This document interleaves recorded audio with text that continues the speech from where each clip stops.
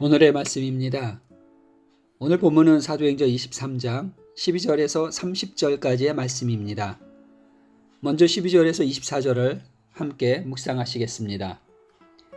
날이 새매 유대인들이 당을 지어 맹세하되 바울을 죽이기 전에는 먹지도 아니하고 마시지도 아니하겠다 하고 이같이 동맹한 자가 40여 명이더라. 대제사장들과 장로들에게 가서 말하되 우리가 바울을 죽이기 전에는 아무것도 먹지 않기로 굳게 맹세하였으니 이제 너희는 그의 사실을 더 자세히 물어보려는 척하면서 공회와 함께 천부장에게 청하여 바울을 너희에게로 데리고 내려오게 하라. 우리는 그가 가까이 오기 전에 죽이기로 준비하였노라 하더니 바울의 생질이 그들이 매복하여 있다 함을 듣고 와서 영내에 들어가 바울에게 알린지라. 바울이 한 백부장을 청하여 이르되 이 청년을 천부장에게로 인도하라. 그에게 무슨 할 말이 있다 하니 천부장에게로 데리고 가서 이르되 죄수 바울이 나를 불러 이 청년이 당신께 할 말이 있다 하여 데리고 가기를 청하더이다 하매 천부장이 그의 손을 잡고 물러가서 조용히 묻되 내게 할 말이 무엇이냐. 대답하되 유대인들이 공모하기를 그들이 바울에 대하여 더 자세한 것을 묻기 위함이라 하고 내일 그를 데리고 공회로 내려오기를 당신께 청하자 하였으니 당신은 그들의 청함을 따르지 마옵소서. 그들 중에서 바울을 죽이기 전에는 먹지도 않고 마시지도 않기로 맹세한 자 40여 명이 그를 죽이려고 숨어서 지금 다 준비하고 당신의 허락만 기다리나이다 하니 이에 천부장이 청년을 보내며 경계하되 이 일을 내게 알렸다고 아무에게도 이르지 말라 하고 백부장 둘을 불러 이르되 밤제 3시에 가이사랴까지 갈 보병 200명과 기병 70명과 창병 200명을 준비하라 하고 또 바울을 태워 총독 벨리스에게로 무사히 보내기 위하여 짐승을 준비하라 명하며. 아멘. 바울을 죽이려는 유대인들의 계획은 보다 구체화되었습니다. 40명의 유대인들은 바울을 죽이기까지는 먹지도 마시지도 않겠다고 결의를 하고 암살할 모든 준비를 마치고 계획대로 바울이 공회에 나타나기를 기다렸습니다. 바울의 생질이 바울과 천부장에게 미리 알리지 않았다면 바울은 저들의 손에 죽었을 것입니다. 사방이 오해와 박해하는 사람들로 우겨싸임을 당하였고 죽이기를 결의하고 숨어 기회를 엿보는 자들이 기다리는 환경에서 그들이 가장 싫어하는 예수님의 부활과 그리스도 되심을 증거하는 증인의 삶을 산다는 것은 분명 고난을 감수해야 하는 일이었습니다. 예수님의 말씀을 신뢰했기에 바울은 증인의 사명을 고난 가운데서도 기쁨으로 감당할 수 있었습니다. 포기하지 않는 사명자의 모습, 사명을 포기하지 않는 바울의 몸부림이 오늘 본문에 잘 나타나고 있습니다. 바울은 자신을 죽이려고 하는 암살단들 때문에 예수님께서 친히 부르셔서 맡긴 이방인들을 위한 사명을 멈추지 않았습니다. 그런 바울을 하나님께서는 생질과 천부장을 통해 친히 보호하시고 지키셨습니다. 하나님께서는 우리에게 맡기신 사명을 다할 때까지 세상에서 우리를 인도하시고 지키시는 분이십니다.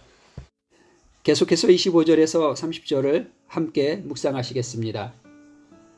또 이 아래와 같이 편지하니 일렀으되 글라우디오 루시아는 총독 벨릭스 가깝게 문안하나이다.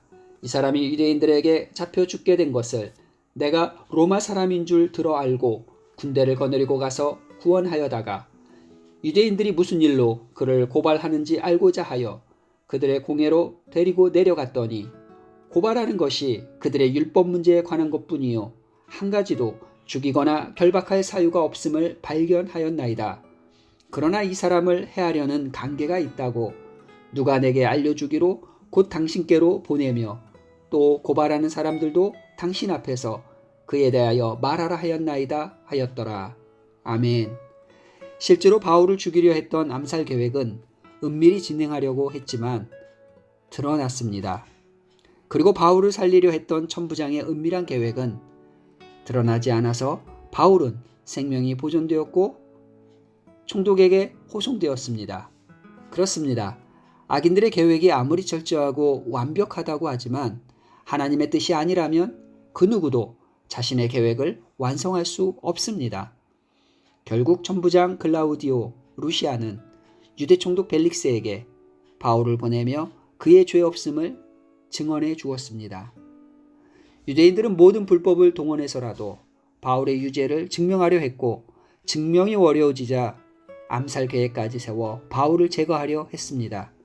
그러나 그 모든 것들은 결국 실패했습니다. 한편 바울은 자신의 무죄를 증명하기 위해 그 어떤 불법과 불의를 행하지 않았습니다. 오히려 자신이 가진 많은 기득권들을 포기하며 처음부터 끝까지 약자였고 불법에 대한 피해자였습니다. 이것이 그리스도를 따르는 제자의 삶입니다. 연약한 자 같으나 강하고 미련한 자 같으나 지혜로우며 모든 것을 잃은 것 같으나 가장 소중한 보물을 소유한 자, 바로 하나님의 자녀들입니다. 하나님께서는 그의 자녀들을 결코 혼자 두지 않으십니다. 특히 고난과 고통 가운데 자녀가 있을 때에는 더욱 그렇습니다. 정확한 때에 정확한 곳에서 정확한 사람들을 통해서 그리고 또는 직접 하나님께서는 그의 자녀들을 위해 일하십니다. 내가 해야 할 일은 순간의 어려움을 견디지 못하고 불법과 불의한 나의 방법으로 찾은 그 타협이 아닙니다. 모든 말과 행동, 결정의 순간에 하나님의 자녀로서 부끄럽지 않은 의로운 길을 당당하게 살아내는 것입니다. 기도하시겠습니다. 사명자로서 사람에게 인정받기를 원하기보다 하나님 앞에서 늘 당당한 삶을 살게 하옵소서. 모든 것에 감사드리며 자녀를 위한 모든 성도님들의 기도를 들으시고 속히 응답하옵소서. 자녀들이 인격적으로 주님을 만나게 하시고 직장의 문을 열어주시며 진로와 삶을 인도하여 주옵소서. 주님께서 가르치시는 길을 볼 수 있는 영안을 주시고 그리스도의 향기를 나타내는 자녀들의 매일의 삶이 되게 하여 주옵소서. 감사드리며 예수님의 이름으로 기도드렸습니다. 아멘.